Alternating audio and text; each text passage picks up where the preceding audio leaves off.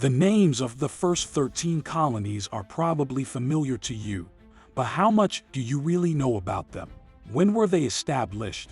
What motivated their formation? How did they win their independence? And what states did they eventually become? What was the history and significance leading up to and during the Revolutionary War? In this video, you will learn the historical context detailing the evolution of the colonies into sovereign nations. So don't go anywhere. The 13 colonies in this case were in North America and were under British rule. Britain, which had a long history of colonization, sought out North American colonies for a variety of reasons, including the expansion of its trading network, the creation of new employment possibilities, and the acquisition of tax money from colonial labor and production.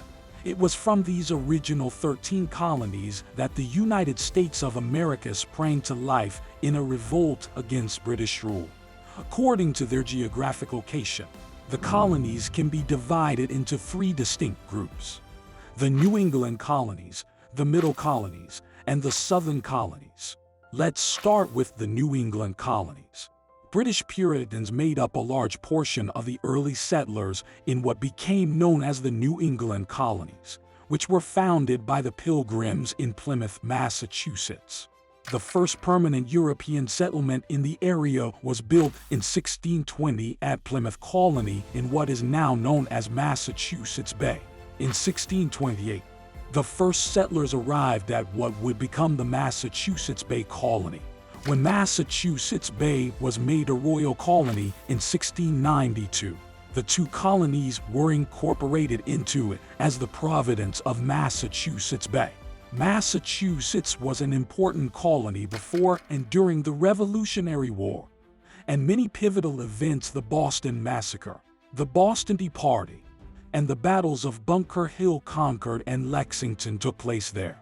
The next New England colony we'll explore is Rhode Island, which was officially called the Colony of Rhode Island and Providence Plantations in 1636.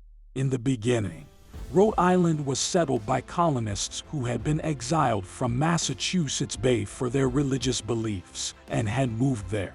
They set up the city of Providence to be a haven of religious tolerance. Stephen Hopkins, a legislator from Rhode Island, sponsored a bill to ban the slave trade in 1774. It was the first law in the colonies to outlaw slavery. Connecticut, a New England colony founded in 1636, is another early American settlement.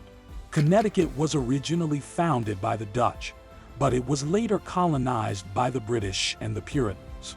For the Revolutionary War, the Connecticut colony mustered nearly 40,000 men, making it an early rebellious outpost. New Hampshire is the final of the original colonies under New England. New Hampshire, so called because of its similarity to the historic English county of the same name, was first established in 1623. Former Massachusetts colonist John Wheelwright established the city of Exeter in the territory that would become the state of New Hampshire in 1638 after being exiled from the colony. Providence of New Hampshire was governed by the neighboring colony of Massachusetts from 1641 to 1679. Now let's focus our attention on the Middle colonies. Parts of what is now known as the Mid-Atlantic region were taken from the Dutch by the British. Due to the rich soil, many kinds of crops could be grown, including grains, which were a staple in the colonial diet. These colonies became important trading posts thanks to thriving woodworking, ironworking, and shipbuilding industries. They also had the most racial and religious diversity of any of the British territories. The Middle colonies will be examined starting with New York, established in 1664. After the Second Dutch-Anglo War, the Dutch province of New Netherland was surrendered to England and renamed New York in honor of the Duke of York. There was a huge procession and celebration when General George Washington's army returned to New York after successfully driving the British out of the state in 1783.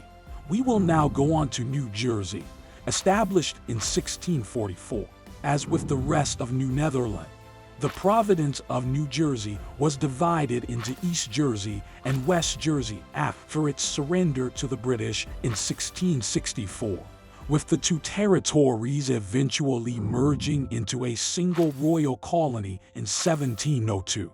General Washington and his troops spent a lot of time in New Jersey during the Revolutionary War, and after their historic crossing of the Delaware River, they invaded Trenton, New Jersey. Next up under the Middle Colonies is the province of Pennsylvania. Pennsylvania, founded by British Quaker William Penn in 1681, grew to become a significant economic and political hub of the colonies. Benjamin Franklin and Thomas Paine were two of the most well-known colonial Pennsylvanians, and both the Declaration of Independence and the United States Constitution were signed in Philadelphia. When we talk about the Middle Colonies, we finish with Delaware, which was originally known as the Delaware Colony. The lower counties on the Delaware were part of the colony controlled by the province of Pennsylvania from 1682 to 1701. Delaware accepted the U.S. Constitution on December 7, 1787, setting the precedent for all other states to follow. Now, moving to the southern colonies, cash crops such as cotton, rice, and tobacco were essential to the economics of the southern colonies, which are located in what is now the southern United States. Moreover, their population of slaves was far larger than that of the majority of the other colonies.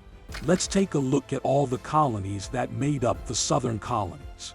To begin the list of southern colonies, Maryland would be at the top. Lord Baltimore, an Englishman, founded the colony in 1632 as a sanctuary for English Catholics. Before the American Revolutionary War broke out, Maryland held its own Tea Party to mimic the Grand Boston Tea Party. Next up on the list is the colony and dominion of Virginia. The 1607 settlement of Jamestown proved to be the first permanent British outpost in North America, and the fast growth that followed its designation as a crown colony only accelerated over time.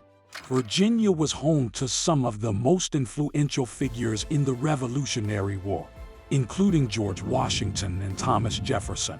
The conflict ended in 1781 when the British surrendered at Yorktown, Virginia. The colony of North Carolina was one of the 13 colonies that made up the Confederacy. The first effort at establishing a permanent English settlement in North America was the unsuccessful Roanoke colony, which was located in what is now North Carolina. In 1712, the original Carolina province was divided into the new states of North Carolina and South Carolina, but it was still known as the province of Carolina. Tobacco was grown in large quantities in this colony. The next in line is the state of South Carolina, formerly a Canadian province by that name. South Carolina became one of the wealthiest colonies in North America after its separation from the province of Carolina in 1712, thanks in large part to its cotton plantations and rice cultivation. As a result, colonists in South Carolina took a particular offense with the taxes imposed by Great Britain. South Carolina was ground zero for more than 130 conflicts during the Revolutionary War, after gaining control of the area from the Spanish in the 1720s. The English established Georgia as a new colony in 1732. It was the last of the 13 original colonies to be established. Its first leader was British General James Oglethorpe, who hoped to create a haven for English people who had been imprisoned for debt. You might be wondering how these 13 colonies gained independence. The Stamp Act Congress was the first major act of independence taken by the 13 founding colonies. This gathering gave rise to the slogan, "No taxation without representation," after colonial chiefs voted against paying the levy because they had no voice in British Parliament. The Boston Massacre in 1770 and the Boston Tea Party in 1773 both contributed to the rising tensions between Britain and the colonies. In response, the British enacted restrictive legislation meant to curb colonial independence. At the Second Continental Congress on July 4, 1776, the 13 colonies formally declared their independence from Great Britain by passing a document called the Declaration of Independence. Capture of the British troops at Yorktown in October 1781 marked the end of the Revolutionary War. The war formally concluded and full independence for the United States from Great Britain was created when British and American officials signed the Treaty of Paris on September 3, 1783. That's all we have for you today. Thanks for watching.